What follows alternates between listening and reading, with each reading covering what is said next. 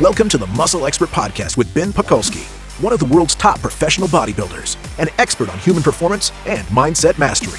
Ben dives deep to deliver the strategies of the top experts to upgrade your body, mind, muscle, strength, performance, biochemistry, and how to become the upgraded modern man.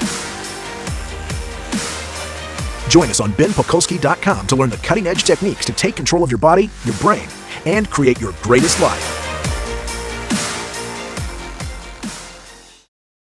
What's up, ladies and gentlemen? Welcome back. Muscle Expert Podcast. I'm your host, Ben Pakulski.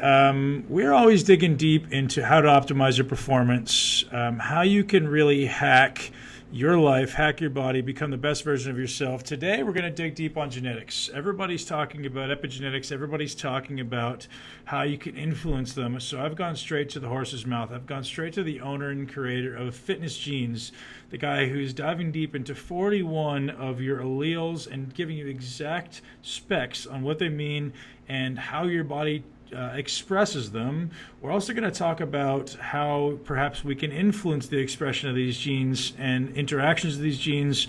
Mr. Daniel Reardon, a good friend of mine. How you doing, man? I'm good, Ben. Thank you so much, and thanks for the intro. Man, yeah. So, dude, I know you're doing awesome stuff, and I had the awesome opportunity probably almost 3 years ago now to sit down with yourself and chat with some of your chief scientists who are all the head researchers at, is it Oxford? Yes, that's right. Yeah, Oxford. Oxford and London now. Oh yeah, geez. So very, very blessed to be able to interact with yourself and your team, and you guys are doing cool stuff, man. You're actually the first ones to really bring the relevance of DNA to the equation. I think in the fitness industry, obviously, there's a lot of people doing it now, but you guys have been doing it for a long time, and you're really trying to give people a tool to not just blindly go about achieving their fitness, but now kind of objectively look at, hey, how does my body work on the inside and how can I make the most of that? And you've got a lot of really, I've been digging around your site for the last couple of days. You've got a lot of new stuff that's really insightful and really useful for helping us, quote unquote, to use the catchphrase, hack our body. We all want to know, should I be eating more fat? Should I be eating more carbs? Should I be training more volume, less volume? Which vitamins do I need? Which ones do I not need? How does my body work? And I know every one of my listeners is very curious. So, man, can you tell us a little bit about how this came about for you, how this business became your brainchild? Yeah, sure. Well, I've always been interested in fitness and nutrition. And while I was at medical school, in fact, I trained as a personal trainer and opened my own personal training center. So actually worked as a personal trainer for about 5 years. Sold that business in 2004, which is when I graduated, and then worked as a clinical doctor for 9 years, worked in various specialties, musculoskeletal medicine, trauma and orthopedics, plastics, etc. But I stayed involved in fitness. I wrote a couple of books for Reardon Publishing, and I was also the science editor of Muscle and Fitness magazine. And I've always had an interest in extremes, especially when it comes to kind of humans, I suppose, human performance. I've always had an interest in the extremes. So bodybuilders have always fascinated me. People that can go to the extreme of building muscle, the extreme of losing body fat.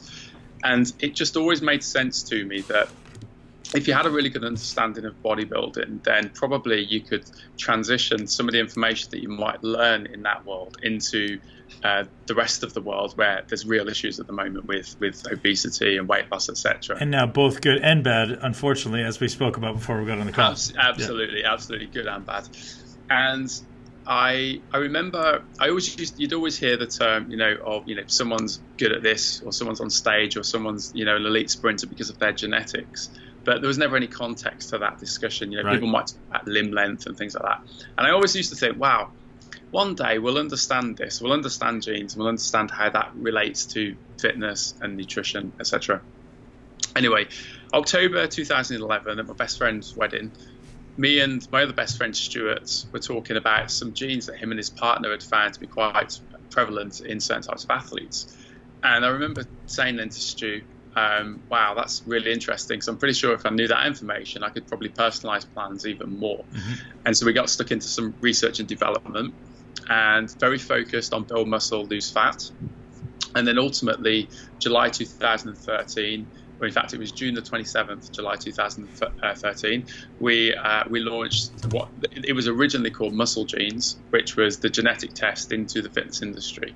And I guess you could say we've never really looked back. So the whole idea is that what we're focused on as a business and as a product is really understanding what information we can take from looking at gene variations and how we can apply that to people's exercise or people's nutrition or people's use of nutritional supplements, or in fact, general life that can have a benefit to them to achieving their goals. It seems you have two basic cohorts from my external perspective, two basic cohorts that are going to be really interested in what's going on in their body, the people that are sick and the people that are really trying to push the levels of performance. So you're doing a really good job of isolating people who are trying to push the levels of performance and giving us quantifiable data that allows us really to look at it and go, hey, is this working for me or not? So one of the awesome things that I found when I first went through this DNA testing with your website, FitnessGenes, was it was absolutely accurate. And you speak about this a lot, is like, over 20 years of being a bodybuilder, at the point it was probably 15 years when I first did the test,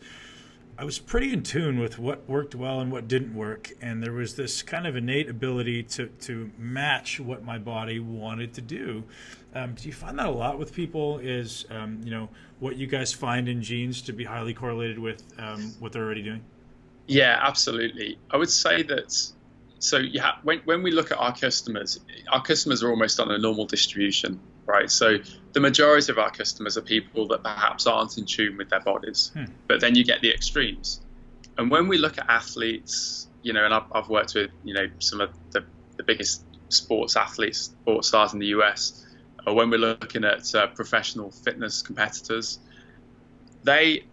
the only reason they're professionals is because they have learned to be in tune with their bodies. They've learned to respond to things that work and things that don't work, right. Or they've had coaches that have been able to prescribe them something, a training plan or a specific diet protocol that doesn't work, that they're then agile enough to say, okay, well, let's now do this or let's now do this. So the very nature that they're professional is the fact that they have been able to learn by trial and error. But what you have to understand is that the majority of people, the second they fail in their pursuit of a goal with regards to weight loss or building muscle, the second they fail, they stop. So trial and error doesn't work for these people. So you're absolutely right. For the professionals, they see a lot of correlation, which is amazing. But then, we have to learn from that correlation and make sure that we drive that into the people that don't see these correlations. So you guys have been doing this for a long time. How do you immediately make correlations with a snip or a segment of DNA, which is known as a snip, to a particular aspect of somebody's performance? Like, where does that correlation start to begin? Who's making that correlation? Let's start there. Yeah, so I guess the first thing is there's basically three types of research, if you like, that go into how we kind of build our products. So first of all, there's peer-reviewed research that already exists. So, since the human genome was encoded, there's been a lot of research that's gone on, and a lot of, where some studies have just anecdotally showed certain pieces of information that you can kind of draw on and start to build products off, or there's other pieces of research that specifically looked at certain elements of training or nutrition relating to certain SNP variations. So there's a lot of peer-reviewed research that already exists. We have our own academic collaborations. So FitnessGenes currently works with quite a few fairly prestigious academic groups: Oxford University, Birmingham University, Loughborough University, University College London, University of Wales College of Medicine. There's a whole load that we work at where we're looking at discovering new things. And then obviously within our own data sets, there's a process of discovery that drives the new questions that we can ask, that we can then take to academic groups. So I would say that we're never trying to answer massive questions. Like we're not looking to answer the question of what is the ideal plan for you, because when it comes to exercise, there are so many elements and so many variables that become impossible to really assess.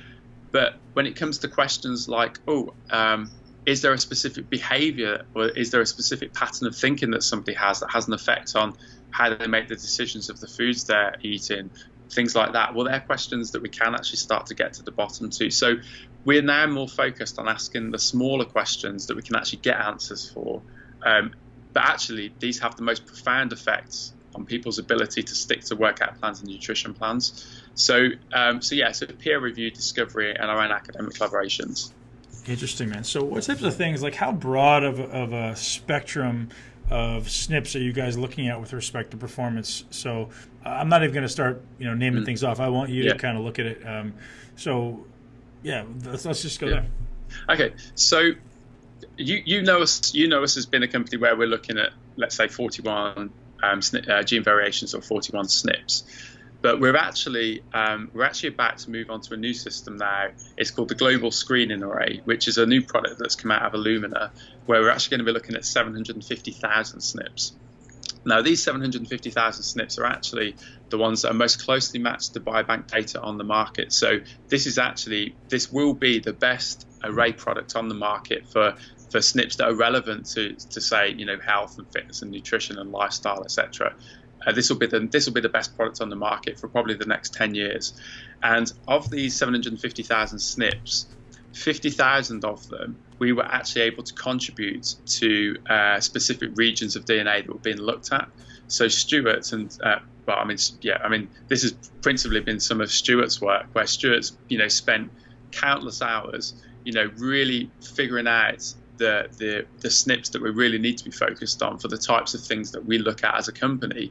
And so we've contributed thousands and thousands of SNPs into this personalized 50,000 SNPs of the 750,000. So now when it comes to performance, we can break down performance fairly succinctly, because we can look at adaptations to training. We can look at the sort of the mentality of being able to perform effectively. We can look at performance-based nutrition, but there's a certain number of kind of buckets that elements of performance fall into, and what we're looking for is all of the genomic information that can potentially feed into these buckets. Mm-hmm. So it might be that when you're considering someone's ability to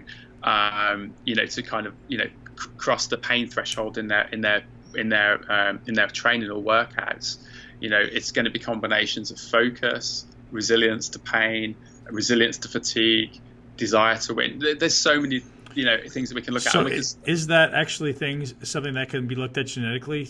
I didn't even realize that would be something that could be looked at. It's like someone's ability to go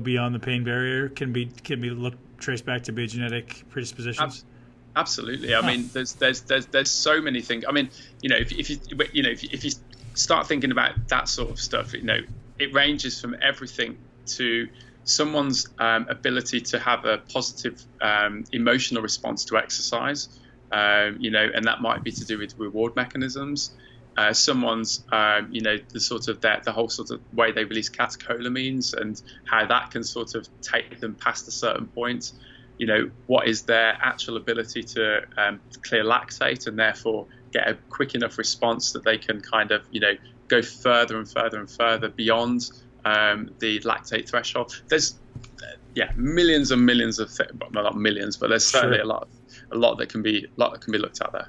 So this is obviously leading directly into the conversation about epigenetics. I don't quite want to go there yet. Yeah. But I'd love to go into the idea of how much can we influence the expression of these things. What I want to discuss is, is there a small cohort of SNPs that you find to have the greatest actual correlation with reality? Because I know a lot of them, there's multiple interactions, right? So the application may be limited. Is it these specific 41 SNPs that you could say definitively, like, these are really, really valuable, or is it even smaller than that? Because all my listeners are listening and going, okay, this is awesome. 41's a very manageable number. That's good. Yeah. But is it even that many that I should be looking at as being massive influences on my health, fitness, perception to fatigue, and ability to become a better athlete? Yeah. So here's where it gets interesting, because you could argue that, and certainly how we're building our models at the moment is that it won't necessarily be that people are paying any attention to any single gene, because ultimately we're looking at collectively how lots of genes work together. Right. So let's say, for example, let's just look at female cancers, so breast and ovarian cancer. when you look at some of the big genomics companies that are doing a really good job at the moment at understanding female cancers, they're not looking at one gene that increases your susceptibility. Sure. They're looking at 20 or 30 genes that collectively have, or amass a particular effect. And I think that's really where we're going and why we're transitioning now into the GSA, because we're looking at multiple genes or multiple gene variations that overall are exerting a particular effect.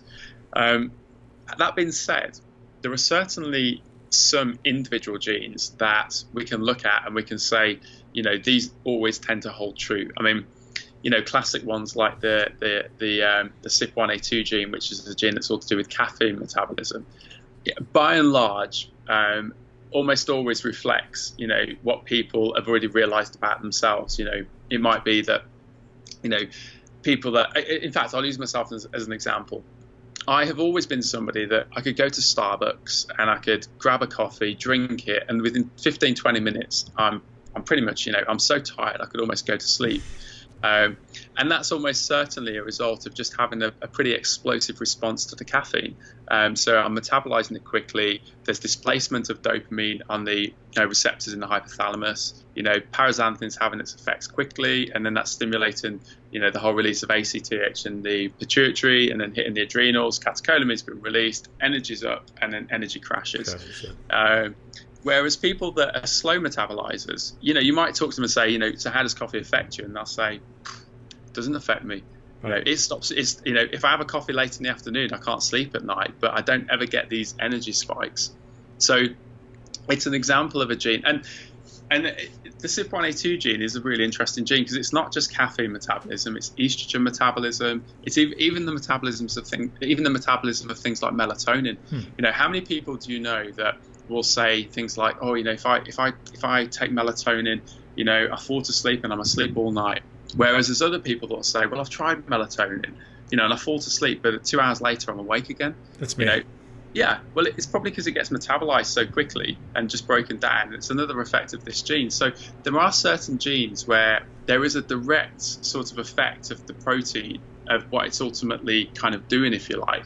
And therefore there's a series of recommendations that you can make as a result of that, obviously goal dependent. Mm-hmm. And there's a bunch of genes that hold true like that.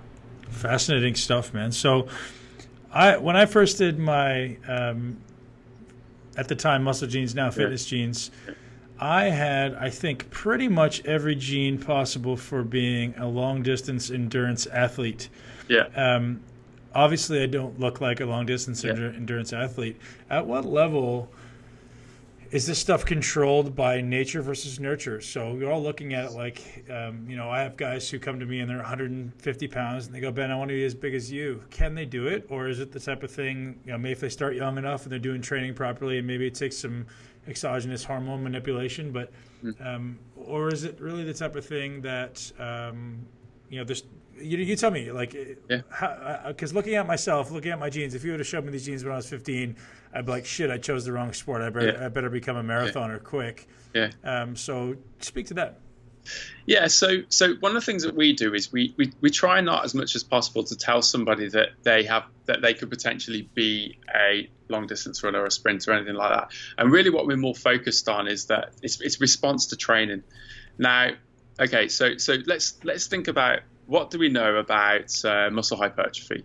And there's a whole load of things that we know about muscle hypertrophy. We know that time under tension is important. We know that oxygen is important. We know that lactate clearance is important. We know that tension is important. We know that there's a whole series of things that we know. And actually, okay, so if you're somebody that potentially could respond well to training, that would lead to an improvement of VO2 max and oxygen utilization, are these specific adaptations that would be valuable to someone who wants to get really big? Well, number one, you probably store energy quite effectively. So storing energy as a bodybuilder is probably a good thing. Number two, having a good response to training to improve your VO2 max. Well, having a good VO2 max is probably a good thing for a bodybuilder. Mm-hmm. Having good aerobic capacity, again, is probably a good thing for a bodybuilder. And in fact, just digressing slightly, you and I, before we went on air was saying how one of the changes that we've seen happen in bodybuilding is where there's no longer as much importance placed on training, and then it's much more focused on other things. But actually, when you look at the physiques, don't beat around the bush and say other things. You could say what we said. Okay, it's become a drug-based culture. It's become a drug-based culture. Now, if you go back historically, I'm not saying that drugs weren't in use years ago, but it was much more of a training-based culture. Right. And if you actually look at bodybuilders back then, they were doing cardio every day. They were, working on their aerobic fitness that was giving them enough kind of lung capacity, if you like, for want of a better word, to be able to go into the gym to train for 1, 2, 3 hours. We're talking about Arnie going into the woods and squatting for a day at a time and stuff like that. If you're not fit, then you're not going to be able to achieve that. So there's so many first principles that your ability to be able to potentially be a good endurance athlete, on the basis that your nutrition's right and on the basis that your training's right, it stands to reason that could contribute to you being a good bodybuilder and being able to train effectively enough to build muscle. So again, we're goal specific, and what we'll try and do is we'll try and hack your biology to help you meet your goal, simply by understanding all of these the outcomes of certain types of exercise activities. Fascinating. I'm really wanting to go down this road of understanding.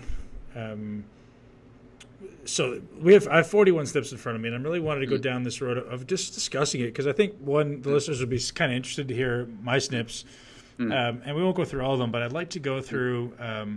They have the first one I'm looking at here is there's a gene for endurance, of which I have 2 copies of the endurance allele. The ACE gene, the ACE gene. Give me an idea, give our listeners how they've come to the conclusion that that's an endurance gene and how it works. Okay, so, well, first of all, ACE stands for angiotensin converting enzyme, right? So the ACE gene is a gene that codes for a protein that has an effect in the lungs of turning angiotensinogen into angiotensin 2, and then angiotensin 2 then has an effect on the kidneys and ultimately causes the kidneys to either reabsorb or not reabsorb water and salts through another system. So that's actually what the specific protein does. However, what they discovered and this is typically how it works with genes and SNPs. One of the things that they discovered was when they've done big sort of cohort studies or big observational studies of endurance athletes, there's an overrepresentation of this particular allele in these particular groups. So the second you start seeing that is the second when you have to start asking certain questions. Okay, what else could this be to do with? So long story short, it turns out that one of the other effects of this gene is that for whatever reason, it enables people to utilize oxygen a lot better by whatever, and there's streams of processes that could be as a result of. And if you can utilize oxygen better, then what we're basically saying there is that you have the capacity or the ability to get significant improvements in your VO2 max. So therefore, if you're someone who can push your VO2 max as high as possible, then you're somebody who is going to do much better in endurance type activities, be able to probably work out for longer, train for longer, do much kind of or do events where the utilization of oxygen becomes more significant. So, for example, climbing.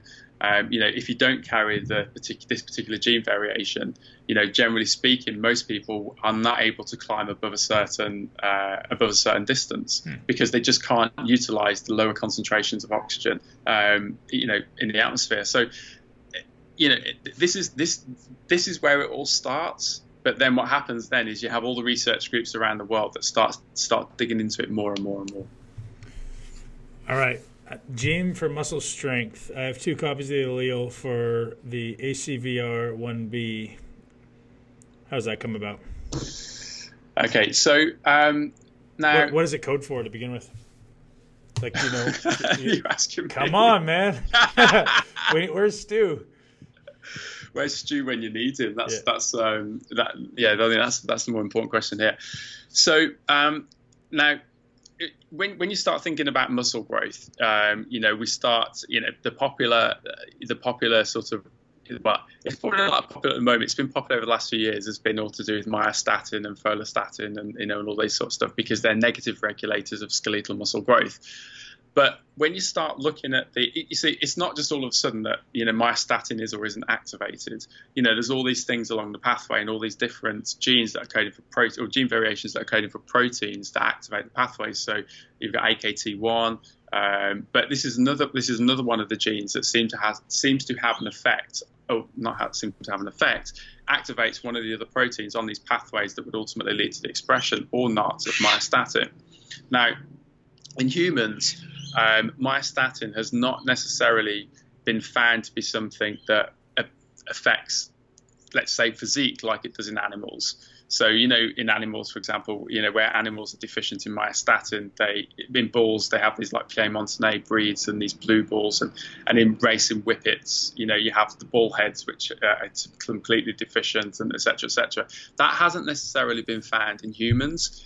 But that hasn't stopped people from actually having a focus on looking at the pathways, because theoretically it should have an influence. And so this particular gene is a gene that has been shown, not in massive studies, but has been shown that if you have certain variations of it, you're likely to show greater improvements when you embark on formal strength training protocols as compared to people that don't have certain variations in it. What I would say is that some of these genes, they're minor genes in terms of overall effects, because this is an example of one where it's essentially a cascading pathway where it plays a part on the pathway, but there's lots of others on that pathway that would ultimately lead to the overall effect. So since we're going down the path of multiple genes influencing hypertrophy, can you list a couple off, and which ones have the greatest influence potentially on looking at hypertrophy? And, yeah, and then I can look at what I have as far as my... Yeah, so for example, one of the interesting ones is the ACTN3 gene, actin-3. So actin-3 codes for a protein called alpha-actinin, and alpha-actinin has an effect has a signaling effect on fast twitch muscle. Mm-hmm. So ultimately, long term, the main effect of that would be to do with recovery. So obviously, if you get greater recovery in fast twitch muscle, the chances are you're going to. I'm not saying that you can necessarily develop more fast twitch muscle, but certainly there might be the potential that in a training session, you can lift heavier. You can lift for longer, potentially. I'll tell you what, this is one thing that I've saw across the board with professional bodybuilders, and people may make the argument that it's chemically induced, but I see across the board, 90% of the time, they get such small amounts of muscle damage, even compared to me. So I've got a heterozygous expression of that, so I've got one allele, one not. Yeah. And I don't know these other people's DNA, but I'll tell you what, I've smashed some bodybuilders. And then 2 days later, they're fine. The next day they got some DOMs. 2 days later, they're fine. Whereas I'd be sore for 5 or 6 days. So I'm curious if that may be the reason. Yeah. It certainly could be. But I think muscle recovery is an interesting yet complicated topic because ultimately, recovery is not an innate thing. It's the overall balance of muscle protein synthesis versus muscle protein breakdown, sure. and it's actually that fine balance. Now, the likelihood is that a bodybuilder has either figured out the ways that they can maximize their recovery, because the thing is, a bodybuilder relative to a normal person, that's still happening. It's just for a normal person, that level of workout is going to drive the protein breakdown much higher than their ability to assimilate enough amino acids to fix the problems, and right. Then you risk all the sort of the rhabdomyolysis issues and all that sort of stuff. But I think that with bodybuilders, they either learn to manage that process better by understanding what they need to do before, during, and after, or they're just genetically programmed to just have a quicker recovery process. And that might be through genes like the ACTN3 gene. It might be through their ability to manage lactate. It might be through their ability to, if you think about it like this, the harder you train, the more inflammatory cytokines you're potentially going to release, and therefore that's going to drive the recovery process even greater as well.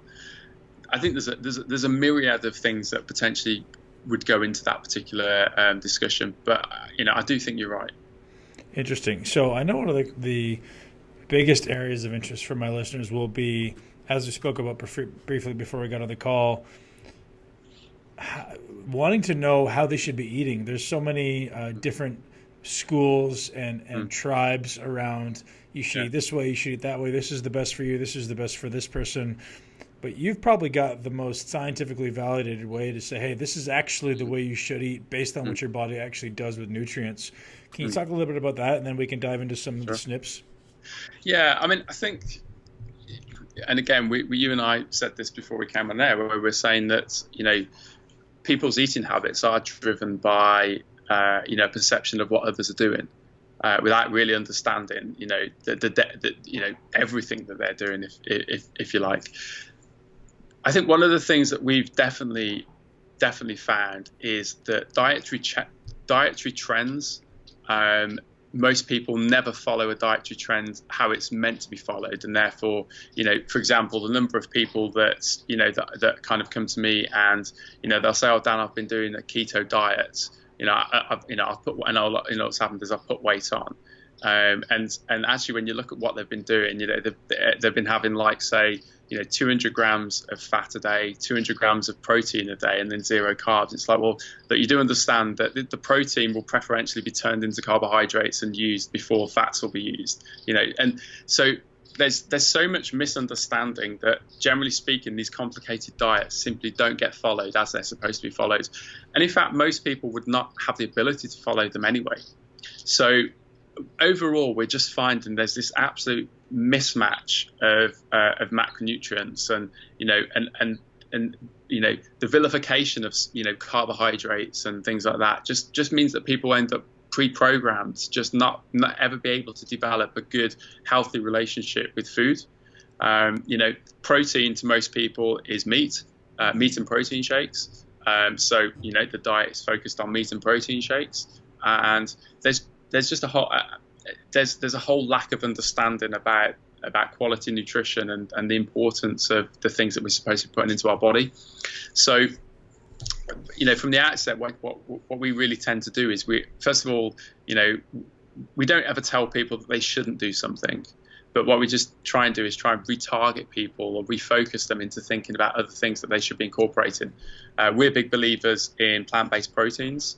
I would never tell someone they shouldn't eat meat or fish, but I will always tell people that they need to eat more plant-based products. And actually, I've directly stolen that quote from a good friend of mine, Darren Olean. Darren's a really well-known guy. He's a superfood hunter, but he's a vegan. And it's one of the things that Darren always says, just eat more plant-based proteins. And that's exactly what I do as well. Just tell people to eat more plant-based proteins. And almost always that has a massive beneficial effect on people. So that was going to be my question. Is that 100% of the time, or is there perhaps some DNA predisposition out there that says, hey, you should be a hunter-gatherer, you should be someone who's eating a lot of saturated fat and a lot of meat? I know if there is, it's a very small percentage of the population, but does that exist? Or is it across the board, you say 100% of the time more people should eat more vegetables? Yeah, no. So when it comes to fats, obviously, if we just consider saturated, polyunsaturated, monounsaturated. The polyunsaturated fats, you've got omega-3s and omega-6. Now, there are genes that we look at, the APO genes, the FTO gene, all of which give us an indication about fats that people should avoid, or fats that people should think about reducing relative to other types of fats. So that absolutely we look at that. So, there are certain people where we would say, you need to be consuming lower saturated fats and consuming more monounsaturated or omega-3s. There are other people where it probably doesn't matter all that much. The challenge when it comes to talking about fats is that the conversation can be lost. The conversation can go in the wrong direction, because if you've got people that all of a sudden believe they can consume loads of saturated fats, what they don't account for is the calories that then adds into their diets. So, it's like, oh, I can eat lots of saturated fat. Yeah, but you need to understand that for every gram, that's 9 calories, and you've just consumed, 100 grams for breakfast, of saturated fat. So it's like, so again, this comes back to how we transition the message. Now, I would say that overall, too many animal products are consumed, too much saturated fat is consumed for most people, and there is the argument that I know, but it has a positive effect on my hormones, or I need saturated fat for my testosterone. Yes, that's true, but it's one of many drivers of testosterone, effective testosterone release and utilization and freeing, etc. So to think that you can just have a ton of saturated fat and enable that to happen is not the case. But yeah, there are certainly gene markers that we look at for that. Is there a gene that says I should or should not be eating high amounts of animal protein, or just protein in general? Yeah, you see, I mean, we could go down a real deep dark hole here, because I'll give you an example. So I don't digest certain proteins very well. I know a lot of people don't digest certain proteins very well. I'm wondering if that's something they could just look at their DNA, their fitness genes, and go, oh, well, that's saying either I do digest it well, or maybe I just don't have an abundance of hydrochloric acid or whatever. Yeah, I mean, you can certainly look at. I mean, there are people, for example, that have certain gene mutations that means they can't metabolize branched chain amino acids. They can end up with accumulations of branched chain amino acids in the blood, which can cause a whole load of problems. When it comes to animal products, the LCT gene variation, which enabled humans to consume milk or lactose into later in life, that was a gene mutation that came around to actually enable humans to consume animal products. But there aren't really. I mean, I can't think of any specific gene variations that ever happened that would have enabled or made humans effective at the utilization of the macro and micronutrients in animal-based products. But that being said, I'm sure as we discover more and more about genetics, we'll start figuring out all of these sorts of things. I think that specifically with digestion, I think there we're transitioning less. It's less genome focused and more biome focused and more microbiome focused.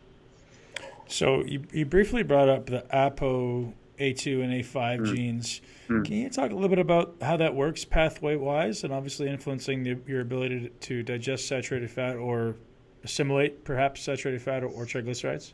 Yeah, so, I mean, these are two genes where the mechanisms are not fully understood. And again, these are stemming from observational studies, so the mechanisms are not completely understood how in particular this works. If you take the APO5 gene, for example, people from observational studies, people that have consumed high amounts of polyunsaturated fats, for whatever reason, have elevated levels of blood triglycerides. So when you reduce their polyunsaturated fat intake, or even actually when you increase the ratio of omega-3 to omega-6, that almost always leads to a reduction in blood triglycerides.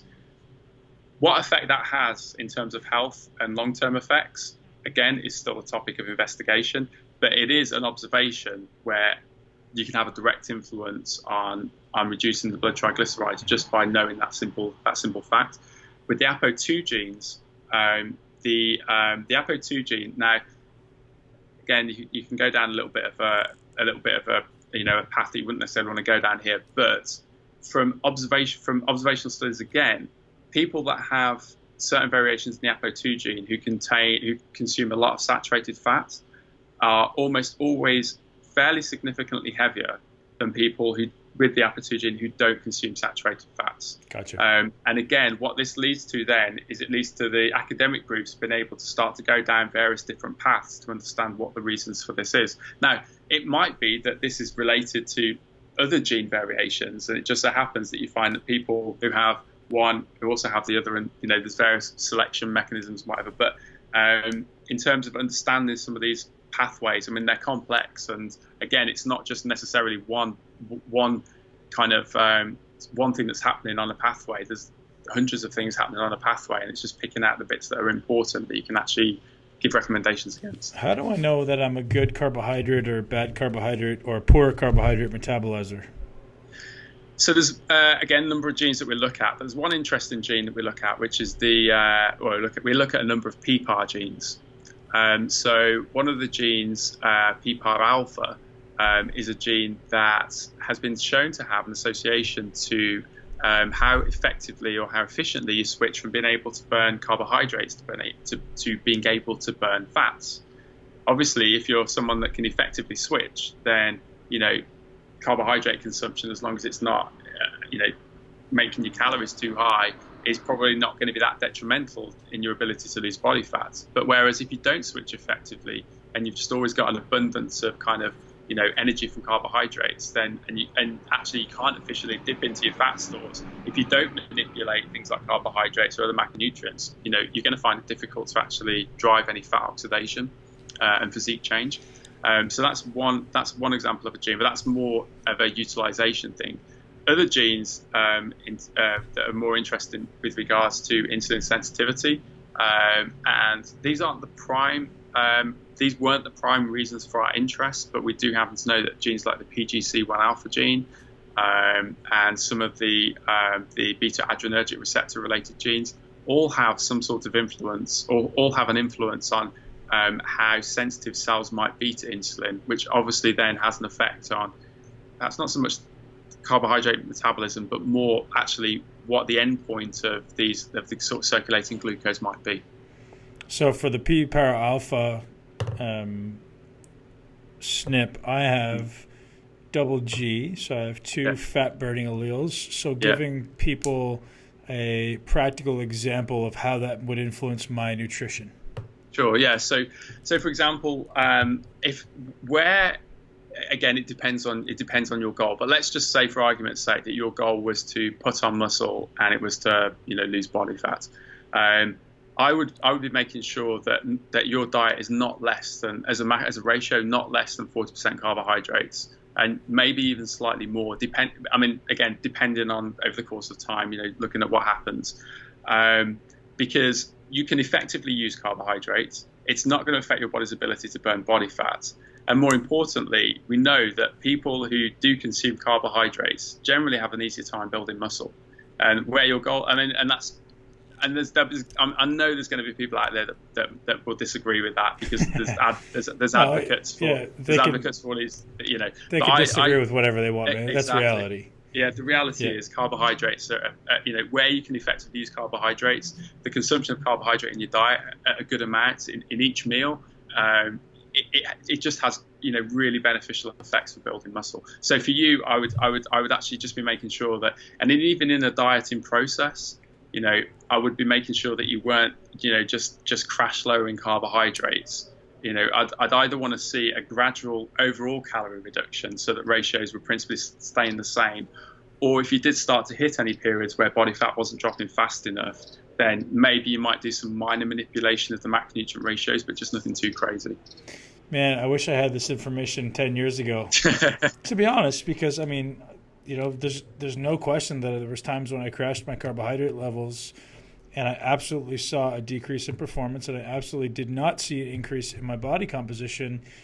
So which is why when I look at these things and I know what they mean, I smile and I'm like, man, I saw that, definitively. I saw the exact things that you speak of. It's very, very fascinating. So for the listeners out there, this is useful stuff.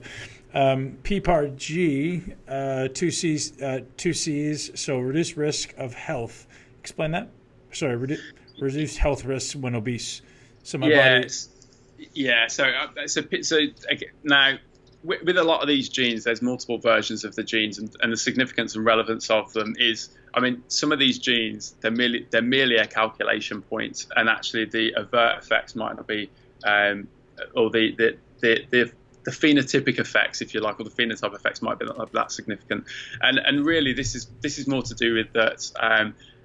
When people are overweight, because obviously we have to consider when people are overweight, what do the genes mean? And this is one of the genes that certain variations, there seems to be a correlation between people being overweight and not necessarily experiencing some of the lifestyle-related illnesses, if you like, of diabetes, high blood pressure, and other sort of, specific disease-related factors that other people with this gene variation who are also overweight seem to experience. What the significance of that is, I don't know. What I will say is that the medical world is learning more and more about insulin-related issues. That insulin-related issues is not just diabetes.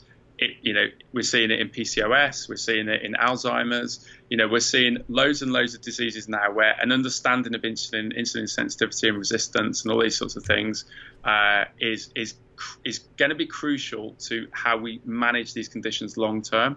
And what we are doing is we are kind of making sure that we're just making sure that we pick up things along the way. And this is an example where we've picked something up along the way. So the next genes that pop up into my test, and not that everyone cares about my test, but I think it's a really interesting way to look at it and learn. Yeah, of course. So SHBG1 recessive, like I got a split AG. Yeah. SHBG2, I've got CC, and testosterone I've got very high. So as we spoke about before the call, I'm pretty transparent about the fact that I was obviously a professional bodybuilder using enhancement at the time. Of course. And I would go off every year for 4 months, and I would never usually use any PCT. And people were like, what's the matter with you? I just never felt any worse. Did my body composition get worse? Absolutely. But I also went from training 10 times a week pre-contest to training 4 times a week post-contest. But I always said I never felt any worse. It kind of explains it right here, right? Absolutely. I mean, testosterone is so we think we understand testosterone, and the reality is we don't understand testosterone. I personally, I think testosterone is just a miracle hormone. It's it's one of these. I've been fascinated with testosterone for I would say a good portion of my adult life, because I've seen so much in medicine where they've tried to use testosterone for therapeutically. Obviously, I've seen the use of testosterone in sports and in bodybuilding and things like that. And one of the things that we decided to look at a few years back was actually the genetics of testosterone and really trying to get an understanding of the genetics of testosterone, obviously relevant to men. And so we created a scoring system based on multiple gene variations where we were looking at the steroid hormone binding globulins. We were looking at what we know about free testosterone, what we know about estrogen receptors, and all this sort of stuff to ultimately lead to a score. And, it's one of these things that's almost predictable where, you can kind of get to know certain people and you just automatically know they're probably going to be like very high on this. You almost get a feeling for the men who have these like super high testosterone levels and the men that don't. And the high and the very high, it's kind of one of those, you sort of look at it and it's great, but it's actually significant when you start getting the mediums and the lows because it's quite rare. We don't see it very often. But I always talk about this story, and it was about 3 or 4 years ago, and there was a young guy, early 20s, who, and this was just after we released this TET score system, testosterone evaluation template, and he got in touch with me and he said, Dan, done one of your tests, absolutely fascinating, but I was really really interested to read about my my testosterone score being medium. And to be honest, he was the first young guy, early 20s, who had met so far our customers who'd come back with a low score, because even accounting for age and environmental factors, it just wasn't common. So I was like, oh, okay, interesting. So I was like, you know what, let's get on a call to talk about this. So we got on a call and we're talking about it. And I went sort of down the typical questions of what you might ask someone when you're starting to think about testosterone. So ability to lose body fat, strength, ability to gain muscle, libido, how you feel, things you think about, emotions, all these sorts of things. And he was classically someone who you would describe as probably having issues with testosterone, probably low.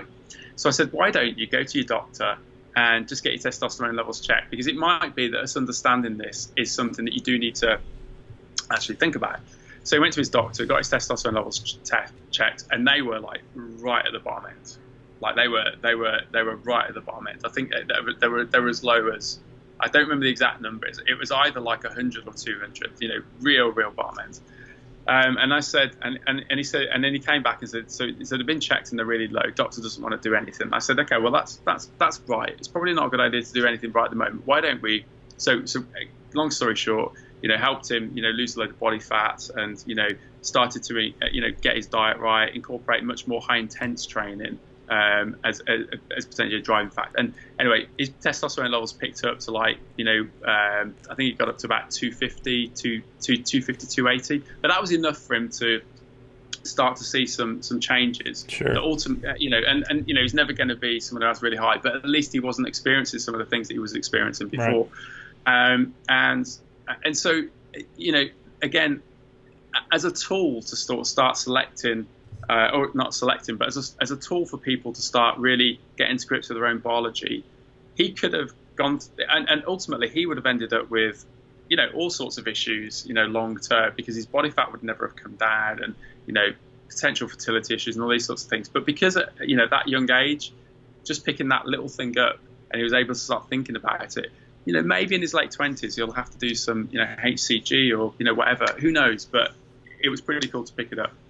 So can you talk about some of the intervention strategies you use there? Obviously training heavy, getting some body fat off. Is that really it? Like some diet manipulations? Yeah. So for him, it was actually looking at everything. I mean, diet.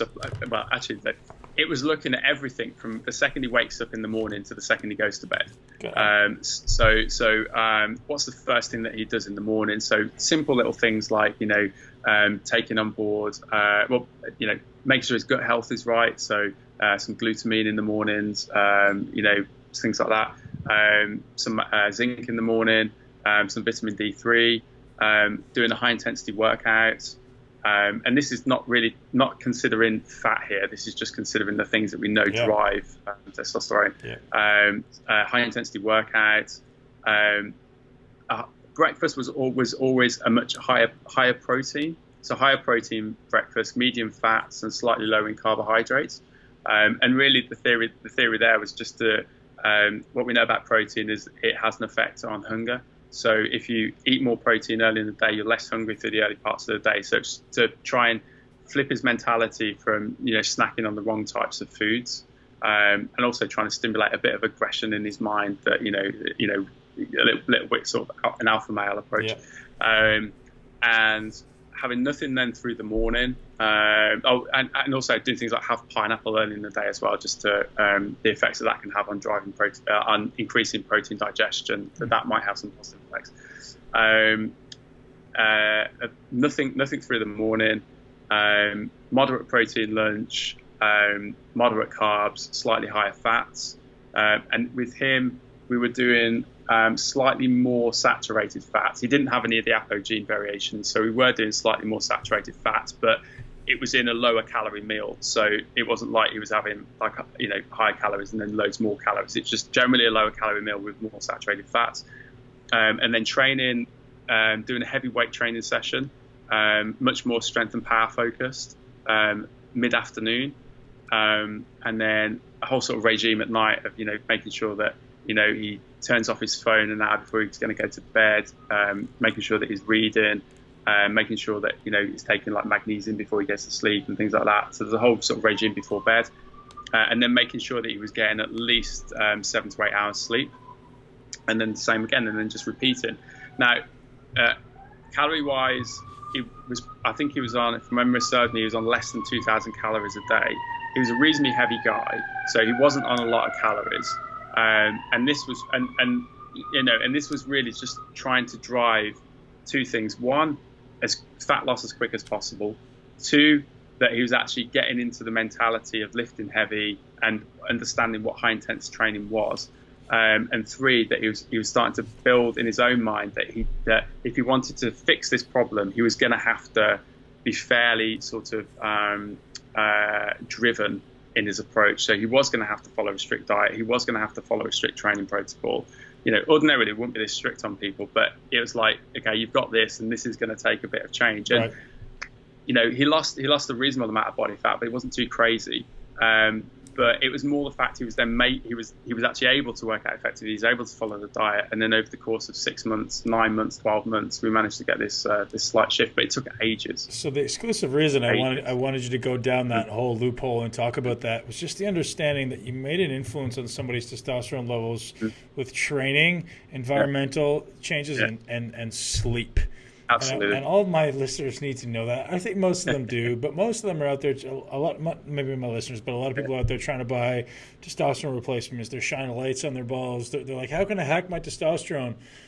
You gave the answer, right? There's no magic pill. It's like, get leaner. Step one. Absolutely. Lift heavy weights. Have more sex.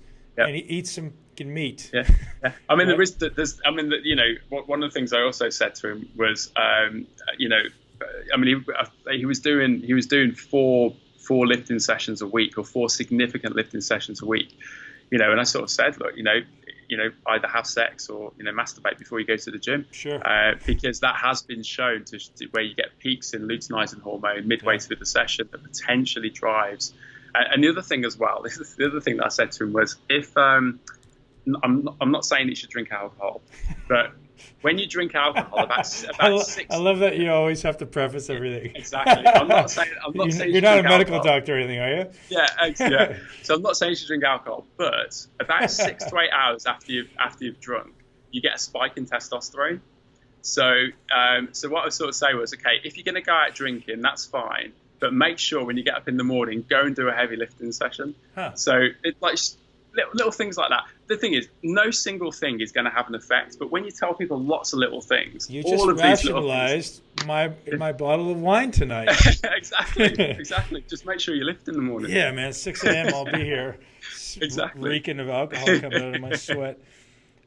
So, man, I'm very curious about the future of FitnessGenes, because I know you're working really hard. I know you're very eagerly trying to build something massive, and I have a few questions I want to ask about the future, but why don't you tell me what the future holds? Because my biggest question is there going to be an epigenetic component to what you're doing, like teaching people how to influence these genes? Like, hey, the MTHFR gene, if you have this, you need to take this. Is that even legally possible for you to make those recommendations? And if so, how far away are we from that? Yeah, I mean, we do it now, but the question about the MTHFR gene is, what do you want to achieve from it? So there's something called the heterozygous advantage. I don't know if you've ever heard of the heterozygous advantage, right? So if you look at the MTHFR gene as an example, the long-term outcome of expression of this gene is that it switches off DNA. So it either promotes skeletal muscle repair or it switches off skeletal muscle repair. And obviously you want a balance of this, because you don't want unregulated growth, because that obviously leads to issues. So you want the balance. But one of the things that they've found is that there is potentially an advantage to having one copy of each of the alleles, which drives this process, because for some reason, not for some reason, it's likely that there is more on the skeletal muscle repair side that could have potentially competitive advantages for athletes. So, but however, you don't necessarily want that, because there's the risk that it'll drive up homocysteine in the blood, and therefore long term there might be some cardiovascular risk factors. So the thing is, in all of this, it's a balance of understanding what is, the long-term outcomes and the short-term goals and stuff like this. But there are things that you can tell people now. I mean, MTHFR, you can talk about methylated folate, methylated B12, the use of, in fact, any methylating product. So even the use of creatine and betaine, these are all things that potentially methylate and can drive things into the methionine pathways. So there's a lot of stuff that you can do there. Are we ever going to get focused on gene expression or epigenetics? Well, it's not that important for us, because all of our stuff is focused on the SNP variations. So any research we do, anything we know, is all focused on that. And what we have to look at is the long-term outcomes of changes made as a result of understanding the SNP variations. So, and to be honest, the process of, if we started looking at, RNAs and transcribed proteins and stuff like that, I mean, that's blood analysis, and then it gets a lot more complex. But our focus is really on SNPs and understanding long-term what the SNPs and the combinations of the SNPs relative to the combination of other environmental factors and other pieces of biometric data. Well, that's the question, right? Is you guys are doing all these study on these SNPs, and then people go, okay, well, this is just what I've got, but we know we can influence them, expression and otherwise. Yeah. Where do they go to find out the greatest resource on how to influence? Like, let's say I know that I've got some genetic disadvantage or potentially a disadvantage that we maybe definitively know that could be influenced. Is there a resource out there? If you guys aren't going to be that resource, where do you recommend people start looking? Yeah, well, I mean, in terms of the actions as a result of SNP variations, I mean, we're doing that. We've got a big team actually that are actually working on that, Great. you know, consistently. So I think we are ultimately the resource of, you know, do this, look at this, you know, etc. But I think that the other thing that we're balancing into this is also a real understanding of the people and actually what is actually reasonable to expect people to be able to do. Because obviously from our perspective, what we don't want to do is come up with, you know, all of these great ideas that no one can actually implement. Mate, you know, you guys just need to hire me to be the guy who says, shut the fuck up, stop making excuses, and exactly. do it. Upgrade your standards, right?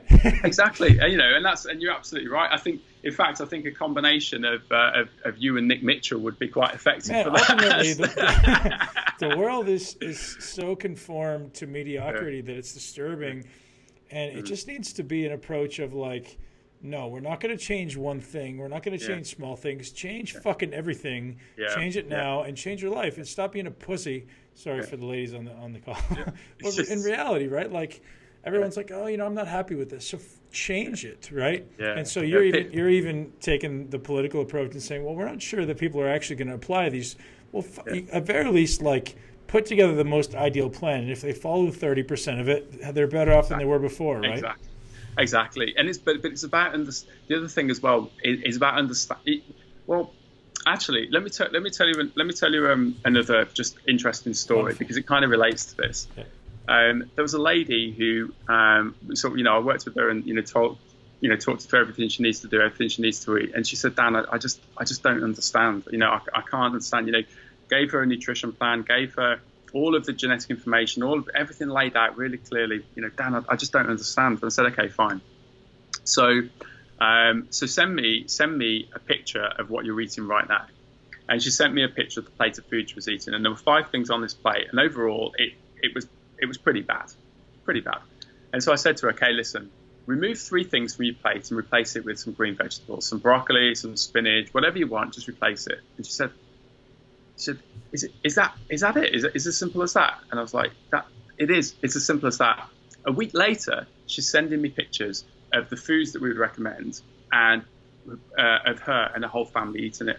So the reason why I say about understanding what people can consume, if we can understand what people can consume and how they can consume it, then we can make 100% of people get incredible results. But without understanding that, it is only 5%, 10%, and that's not good enough, you know. And we have to be better, and that's why we're putting so much. You know, I'm spending a lot of time at the moment really trying to understand and answer these questions. Man, I think you're doing awesome stuff. I'm very grateful. If people want to pick up their DNA testing kit, is that something that you guys handle A to Z, or do they have to go to an external testing facility? Or you explain the process?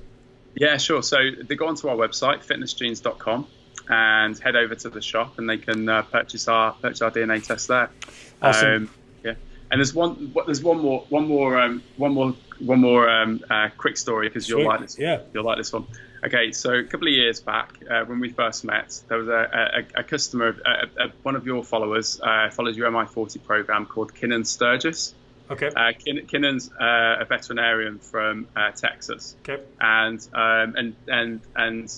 Kinnan did the muscle genes test and got a ton of value from the results. And intermittently over the last few years, he's followed the stuff that we've sort of said to him, nutrition wise, training wise. You know, he's continued to do his MI40 training and some of your other progression products. And I actually met up with Keenan for the first time a couple of weeks ago, and we did a workout together at Gold's Gym in Venice Beach. Mm-hmm. And we're actually on the podcast. We did an interview where we were sort of jointly talking about the fact that how we met through you, and that follows at MI40 and stuff like that. And I think that going back onto this thing of understanding how we can help people achieve their goals.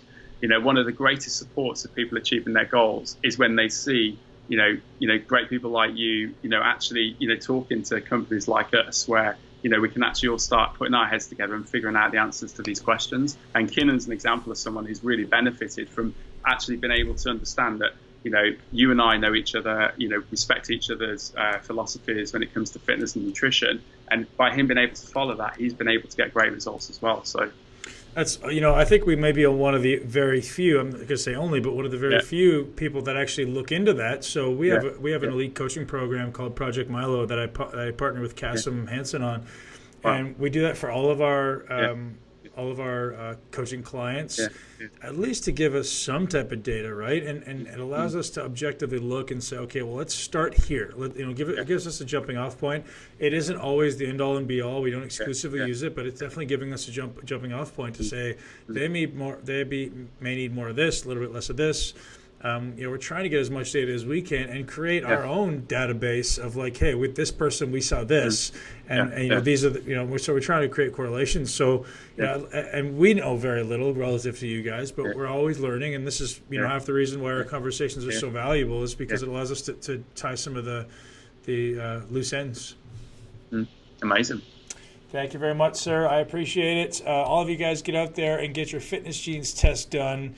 Honestly, a massive, massive help. Daniel also gives you a bunch of training and nutrition plans, action blueprints, and a bunch of other amazing resources on the site, fitnessgenes.com. Thank you, Mr. Daniel Reardon. Thanks, Ben. Join us on benpakulski.com to learn the cutting-edge techniques to take control of your body, your brain, and create your greatest life.